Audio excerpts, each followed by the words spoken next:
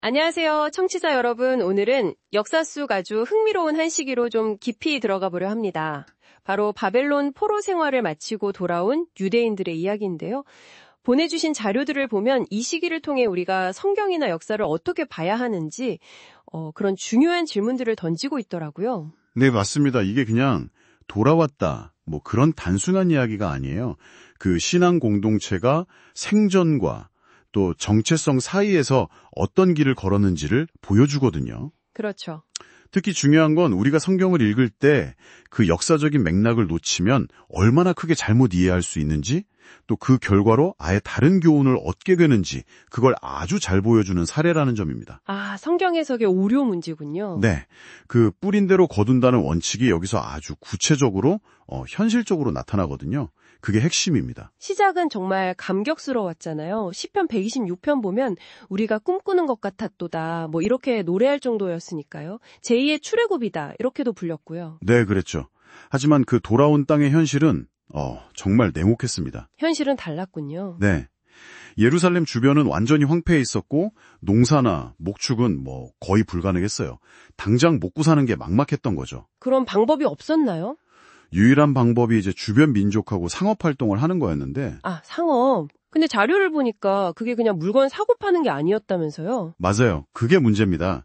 당시 상업이라는 게 종교적인 거, 또 사회적인 거랑 아주 깊게 엮여 있었어요. 종교적인 거요? 네.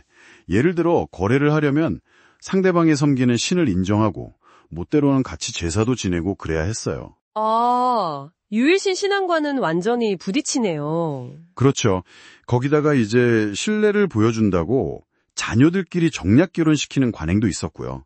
일종의 인질 교환 같은 거죠. 인질 교환이요? 네. 그러니까 유일신 신앙을 지키면서는 사실상 생존하기가 거의 불가능한 그런 딜레마였던 겁니다. 정말 절망적인 상황인데 바로 이때 느헤미야가 등장하는군요. 보통 성벽 재건한 지도자 이렇게 많이들 알고 있죠. 네, 그렇죠. 그런데 이 자료에서는 그 점을 넘어서 느헤미야가 단순한 종교 지도자가 아니라 페르시아 제국이 직접 파견한 총독이었다는 사실을 아주 결정적으로 강조합니다. 아, 그냥 지도자가 아니라 총독이요? 네, 황제의 공식 대리인이었던 거죠. 행정권, 사법권, 종교문제 총괄권, 심지어 제국에서 물자 지원까지 받는 정말 막강한 권력을 가진 인물이었습니다. 이 배경을 모르면 해석이 완전히 달라져요. 그 총독이라는 막강한 권한으로 뭘 했길래 이게 오늘날까지도 해석이 분분한 건가요? 아주 급진적인 개혁을 합니다. 우선 이방 신상이나 혼합주의 종교 관행 이런 거 싹 다 없애버려요. 네. 그리고 더 나아가서 이미 이방인이랑 결혼해서 아이까지 낳고 잘 살고 있는 유대인들한테 배우자랑 강제 이혼하라고 명령합니다. 강제 이혼이요? 그건 좀... 근데 이게 그냥 개인적인 호소가 아니었어요. 황제의 권위를 등에 업은 포고령, 그러니까 법령으로 집행된 겁니다. 총독이었으니까 가능했던 거죠. 와, 듣기만 해도 정말 충격적이고 어떻게 보면 좀 비인간적으로 들리기도 하는데요. 당장 교역 끊기면 굶어 죽을 수도 있는데 그게 어떻게 해결책이 될 수 있었을까요? 바로 그 지점입니다. 여기서 역사적 맥락 없이 성경 구절만 보면 그저 잔인한 조치로만 보이기 쉽죠. 그게 바로 해석의 오류고요. 물론 단기적으로는 엄청난 고통과 혼란이 있었을 겁니다. 하지만 느헤미야의 조치는 모든 타협의 길을 원천적으로 막아버린 거예요. 타협을 막았다? 네. 더 이상 물러설 곳 없이 오직 원칙만 따르도록 만든 거죠. 일종의 배수진이라고 할까요?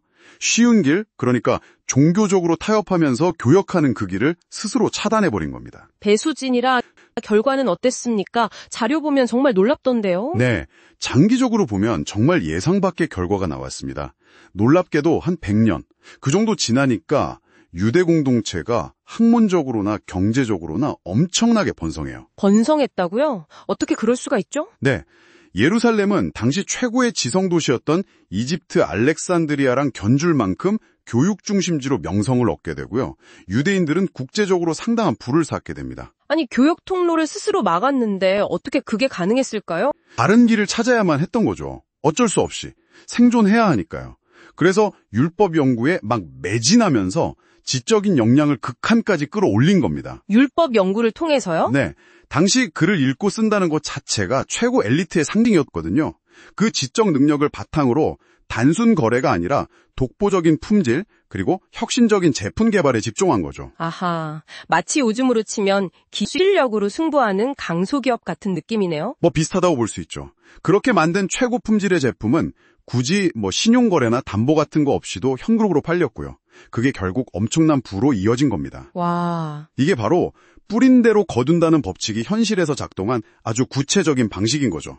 그냥 기도만 한 게 아니라 원칙을 지키는 고통스러운 씨앗을 뿌린 거예요. 기복신앙, 그런 거랑은 완전히 차원이 다른 얘기네요. 그렇죠. 하나님의 원칙, 즉 율법이라는 씨앗을 정말 고통 속에서도 뿌리고 노력했더니 결국에는 풍요라는 열매를 거둔 거군요. 야, 성경 구절만 봐서는 정말 상상하기 어려운 뒷이야기입니다. 정확합니다. 그래서 제가 아까 말씀드린 것처럼 이런 역사적 배경, 예를 들어 니에미야가 총독이었다는 사실이나 당시의 상거래 관습 같은 걸 모르면 니에미야의 개혁은 그냥 비정한 조치, 아니면 성벽 건축 이야기 정도로만 축소되고 말아요. 네, 그럴 수 있겠네요. 이게 바로 성경을 표면적으로만 읽을 때 생기는 전형적인 오류입니다. 그리고 과거로부터 배워야 할 아주 중요한 교훈을 놓치게 만드는 심각한 역사적 오독인 거죠. 오늘날에도 우리가 성경을 이런 식으로 잘못 해석할 위험이 있다는 걸 꼭 기억해야 합니다. 오늘 이야기는 정말 많은 생각을 하게 만드네요. 원칙을 지키는 길이 당장은 너무 고통스러워 보여도 결국에는 그게 새로운 길이나 기회를 열어줄 수도 있다는 그런 역설적인 진실을 보여주는 것 같습니다. 네. 그 위기라는 한자어가 위험인 동시에 기회라는 의미를 담고 있다고 하잖아요. 아, 그렇죠. 유대인들의 이 역사가 그걸 보여줍니다.